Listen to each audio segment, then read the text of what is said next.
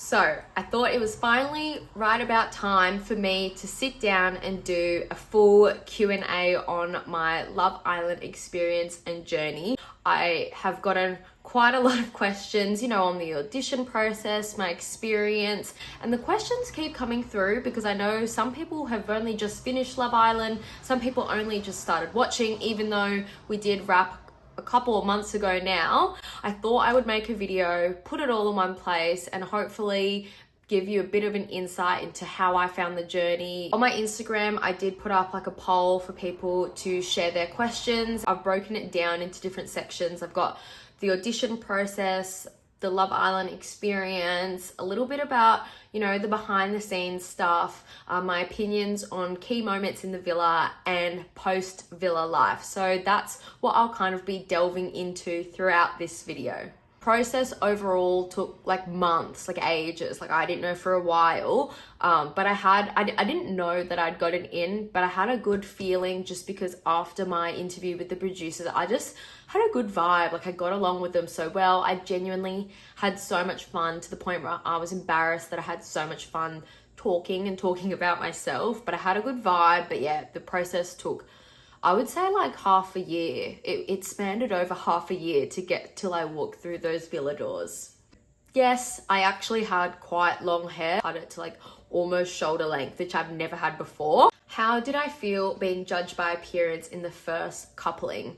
I think I feel like we go through our whole lives being judged by appearance, but I guess it's more obvious when you're literally like standing in a row with other girls and there's guys just looking you up and down. And I know I'm not everyone's cup of tea and I am a bit different, so I did have that in mind going in. Another question that I got was, how did I feel as a woman of an Asian background and as one of the very few Asian women that actually goes through Love Island? I definitely knew I was different going into it, but everybody was super accepting. Like it didn't matter at all once I was in there, but I was conscious of it, and there were points where I felt like, when people rattle off saying, oh, my type's like blonde or my type's this, and like I felt like sometimes saying that your type is blonde is like a PC way of saying like I don't really date people of color. Maybe me being my own insecurity, but that was something that I had in my head, that maybe I wasn't going to be picked because of my background. And I know there were points in the villa that I had conversations with people where we did feel like maybe we weren't going to find the right person because of that. But I think that is just insecurities creeping out, but they're insecurities backed by years of reinforcement socially. Coming out of this whole journey, it has been really empowering, because I know growing up when I would watch reality TV or TV shows that there weren't a lot of people that looked like me on the TV screen. I've had so many nice messages after coming off the show where girls have reached out to me and let me know that they felt like they were represented and they didn't feel like they were excluded. And it's nice to like have that, because I know it's not something that I had growing up, and I know a lot of people can relate to that. So it's definitely empowering, and I think it's definitely seeing the Australian media landscape as a whole move towards a more diverse direction. It does feel great to be a part of that. How long were we in the villa for? We don't have calendars, we don't have clocks, we don't know the time when we're in there. That was another question people asked. We don't know the time, and so you can't really keep track of your days or your dates. I would say altogether I was away maybe for like 1 to 2 months. Who do I think is the most immature islander? So my own experience in the villa and conversations that played out, a lot of which probably didn't even air, was I just feel I think that Ronnie was the most immature. I can say that because he knows that I would say that. I'm not gonna get into it actually, I just can't be bothered. If Mitch hadn't walked in, who else would I have been interested in? Once I ended things with Ronnie in the morning, which is actually the same day that Mitch had come in, I was thinking, well, I don't know what I'm gonna do now. I remember I was sitting with Taku in one of the day beds. I felt like we were just at a sleepover, gossiping, and we were just what do we do now? I just didn't feel like any attraction or anything to anyone. I had pretty much had one-on-one conversations with all the boys by that point. The only person in the first couple of days that I never had like a one-on-one conversation with to suss the vibes was Ryan. So maybe if Mitch hadn't walked in, I would have had a conversation with Ryan. But I don't know where that would have gone. Probably nowhere. And I probably would have just been like voted out of the villa. I was on Friendship Island. Sophie probably would have walked into the villa and been like, Tina, your time's up. Did I have feelings for Mitch straight away, and when did I know that he was the one for me? I don't think I had feelings straight away, but I felt like there was something between us. Initial attraction, but also like friendship, and that I actually wanted to be around him and I wanted to have conversation with him. Like I just felt like we were kind of drawn to each other almost, but I don't know, I didn't have like feelings like 0 to 100 real quick. A couple of weeks in, I feel like there were moments where we'd be talking with our friends or like explaining something in the villa. We were just similar, kind of in sync with how we thought things through. We are similar in the way that we think about life, and I feel like that's something really important in a partner. So yeah, I think that's when I kind of knew like, oh, this is gonna work. Did I think that Mitch and I would get back together after he recoupled with Emily? No, I don't think so. I feel like I'm someone who has always not set the bar low for myself, but I'm just realistic, and I'd rather have a slightly lower expectation just so that I'm not completely crushed. I mean, I've been kind of in love triangles in real life before and they've not worked out, and I think that's why I was so upset when it was happening in the villa, because I was like, oh, I already deal with this on the outside. Why am I bringing in, like, is there something wrong with me? I really thought it was highly likely that that was going to be the end of the road. How did I stay so cool, calm, collected? I feel like I was not confident that he was going to come back, and I stayed cool, calm, collected because I just wanted to stay in my own lane. If it was real life and you went on a date with a guy and he, like, you don't own him yet, he can do what he wants, and you're in Love Island, we're there to be exploring the connections, leaning into the process, la la la. I just didn't want it to affect how I felt about him, because their relationship was separate to what we were growing.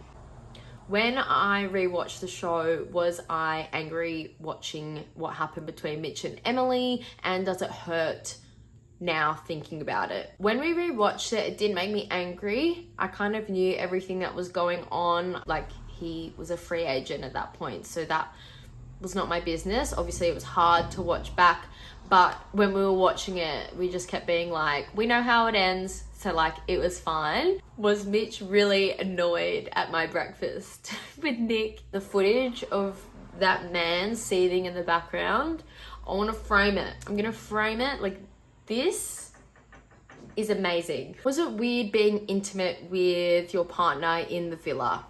Honestly, I just forgot the cameras were even around. They are so small. They're like tiny. You just forget about it. So to answer that question, it was not weird for me being intimate with my partner in the villa. Make of that what you will. Did we get casually drunk to pass the time? No, we were only allowed 1 glass of alcohol each night. So whenever you thought that we were drunk, we weren't. How was my mental health during the show? I knew what I was getting myself into, and I knew that it wasn't always going to be easy. I am an overthinker, and I'm someone that does tend to stress, but when I was in the villa, I just tried to let that go as much as I could. Take a step back and realize that I actually have a good head on my shoulders. A lot of people wanted to know if I'm on speaking terms, if I'm on good terms with Emily. And yes, so I haven't seen her since leaving the villa, but we have stayed in touch, and there's honestly no bad blood or anything between us at all. In reality, it was only like 2 or 3 days of our lives. So yeah, there's no beef there, unfortunately. Were Taku and I friends, and are we still friends? Well, yes, we are. I feel like sometimes it looked like we weren't, but a lot gets missed. Taku and I had a great friendship, and we still do. So yeah, I feel like, yeah, I think a lot of people like think that I like hate Taku and have some like vengeance against Taku, but honestly, it couldn't be further from the truth. I love that band. Was I mad that Mitch and I never got the Hideaway? Yes. We got the text saying that we got to vote for the couple that would get the Hideaway. We chose Zoe and Chris. I was kind of making jokes about it. I was like, when we were saying goodbye to them, I was like, on like one of the last nights, I put my lingerie outfit on and I just wore it to bed that night. We had our own Hideaway with the two other couples in the room. I got a lot of questions about the behind the scenes. I thought I would just run through like what a typical day in the villa looks like for us. Basically, we wake up in the morning, no idea what time it is. We would have breakfast. The breakfast foods were all stocked there. The boys would make coffees for us, and then go about with our mornings. We might work out, go into the pool. People always ask if we got bored, but no, we were always doing something. There was always like a challenge, a text, a twist. So there was never a dull moment in there, honestly. You were always kind of on edge waiting for what was going to happen next. Like our reactions were not fake to things. We genuinely had no idea what was ever going on. We do have lunch and dinner off camera, but we're not mic'd during this. We're not allowed to talk about the show. We're not allowed to like progress any conversations that we were having during the day. This is literally just lunch, dinner, don't speak. Yeah, there's not really that much going on during those times. Then we get dressed for the night. We get one drink, and again, there's a challenge, there's a twist, there's a text. People were asking whether it's scripted, whether the producers like make you say anything, but the answer is no. Nothing was ever scripted. Everything for me just played out how it was meant to. There was nothing that was scripted. I feel like people maybe thought the dates were scripted, and the reason for that is you're not in the villa where the cameras are hidden, so you can see some of the camera crew, and I think that probably made us feel a little more awkward because you can actually see it. So I think that's why those scenes maybe look a little more staged, but they're not. They're all real. They're all conversations that would naturally unfold. So if you thought it was scripted, we're actually just a crazy bunch. Where did we get all of our clothes from? Well, I ran out of all my clothes in the first week because I thought that I would honestly only be there for a week. We had an amazing sponsor, Showpo, so they were stocking us up with goodies throughout the series, but also the girls did a huge clothes swap every night. Like everybody was so like kind in sharing and lending their clothes. So yeah, I can thank a lot of the girls and Showpo for where my clothes came from throughout the show. Did anything happen that wasn't aired? There was one day that Mitch like filled up the hot tub and he got like flower petals and put it all in there. It was really romantic and we had a nice little spa together. I think I sat on top of him, so maybe that is why they didn't include it, because it was potentially ended up going from cute to more raunchy. At the start, before Mitch and I had ever coupled up, some of the other girls were also interested in Mitch or just interested in getting to know him. Like it was early days. So it was stressful for me because I didn't know if I was going to be able to pick him. And Mitch did have conversations with these girls to let them know he was interested in me. So I feel like the first coupling with Mitch wasn't as easy as it looked because there was lots of things going on that day. So much was going on at that time in the villa, and it's not the Mitch and Tina show, so they didn't show it probably because it was boring. Was there a bedtime and did we get a good night's sleep? Like I said, we did not know the time. So yes, there was, I guess, a time that was bed. We went to bed eventually. Was it the same every night? Don't think so. Was it very late? Yeah, I think so. I felt quite groggy and tired, so I'm just gonna assume that I wasn't sleeping much. And there were people snoring and sleep talking, and Mitch is like 6'4", and we're in tiny bed. Like the bed doesn't look tiny on the TV. Like I think they make the bed small so that you have to be close to each other. But like in real life, like he's a huge man. Since the show wasn't live, how did you know the winner?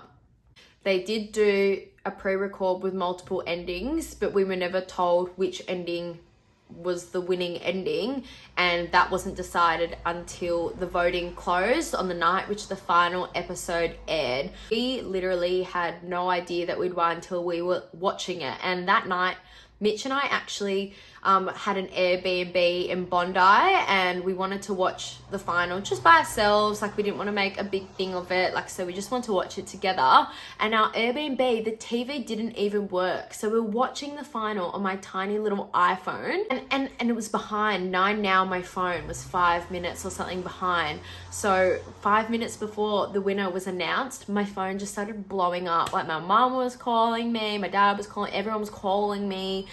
And I was like, oh no, like, what is going on? And then we got the news, and we were like, honestly, so shocked. It was such a weird moment for us to watch ourselves back. I feel like we would cry thinking about it. Well, guys, if you thought that I didn't cry easily, oh my God, that's wild. What's wrong with me? Sorry, I just got a bit emotional thinking about it. Someone asked how did the girls get their hair removed in the villa, and I just want to say, before I went into the villa, Sydney had been in lockdown, so all the laser clinic places were shut. I got a tweezer and I plucked my whole Brazilian. I plucked every hair out because I was like, this way it won't grow that quick, and it works so well, but it was bloody painful. I don't know anyone who's ever done that before.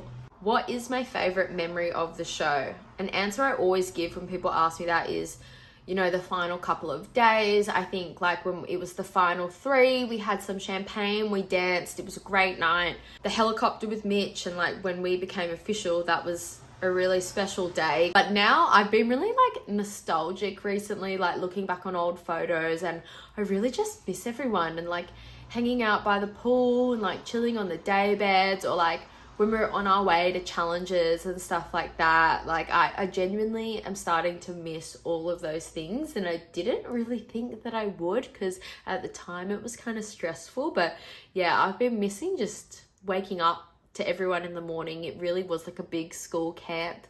So yeah, I'm really missing that at the moment. It was a lot of fun. Were there couples that were just together to get further in the show? I think that there were couples that may have been the best fit for each other while they were in the villa. There were probably people in the villa who felt pressured to be together because they didn't have anyone else they connected with. And while you might say, oh, that's not genuine, that's fake, that is the show. It's Love Island. You can't just call it quits. You have to work through things. Like any relationship, you have to build on them. So I don't really think it's fair to be like, oh, they were just in it to get further. No, that was their best connection in the villa, so they, of course, they had to explore it. So that's my answer to that question. Do I think that there were any people on the show to grow their social media platforms? I think there were people that already had like a presence on social media. So while yes, they were there for the Love Island experience, I think it's only natural that they were probably aware that it would grow their existing presence. But I don't think that means that they weren't genuine. I don't think it means that they weren't there for the right reasons. I just think it means that, you know, it's their livelihood. Of course, they're going to have that somewhere in their mind. Who do I think left the villa too soon? Each time someone left the villa or was voted off the villa, I feel like it was their time.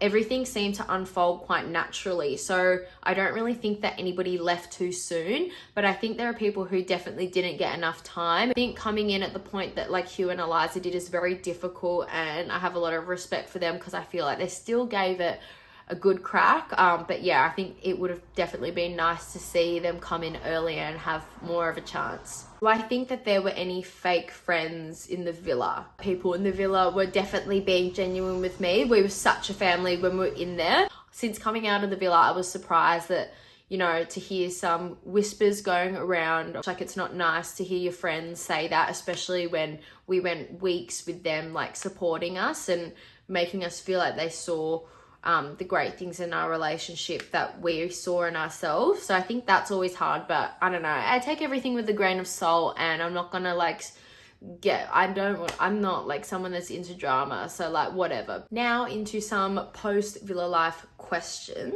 Hardest thing to adjust to as a couple after coming out of the villa. Obviously there's the distance, which hasn't really been an issue at the moment for us, just because we've been so back and forth between Sydney and Melbourne, and it actually has been really nice that we do have a place to stay where when we are going between the two. When we do spend time together, it's like quality time, we're doing fun things, and like we'll spend like a good 1 or 2 weeks together, and then we'll have a week away from each other to refresh, hang out with our own friends and stuff. So at the moment, I feel like things are going quite well in terms of long distance. One of the big things to adjust to is having such a public relationship, and I think, you know, everybody has their opinions and things they want to say, and I think the hardest part has been, for example, Mitch has been out a couple of times and I've had girls DM me photos of him completely innocent, or I don't know, like just stories like, oh, he was standing with this girl, or he was here, and like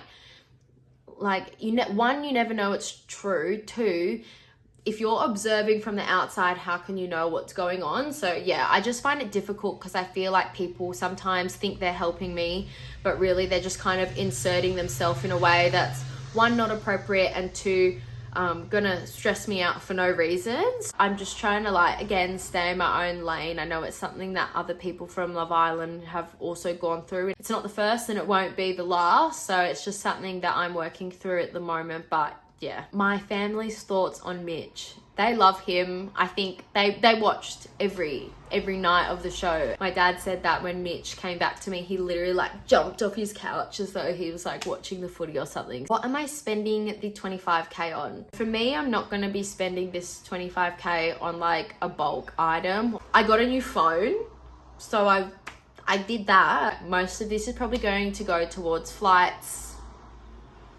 Sorry if that's a boring answer. That pretty much wraps up a lot, not all of the questions I received because there was a lot, but most of them. Hopefully that gave you kind of a bigger picture on my Love Island experience. Feel free to drop any more questions in the comments and I'll try to get back to you guys, but I think that's me for now. I'm all talked out of Love Island. Thank you guys for watching. Make sure you subscribe because I do pop up videos on here occasionally, and yeah, I'll see you guys soon.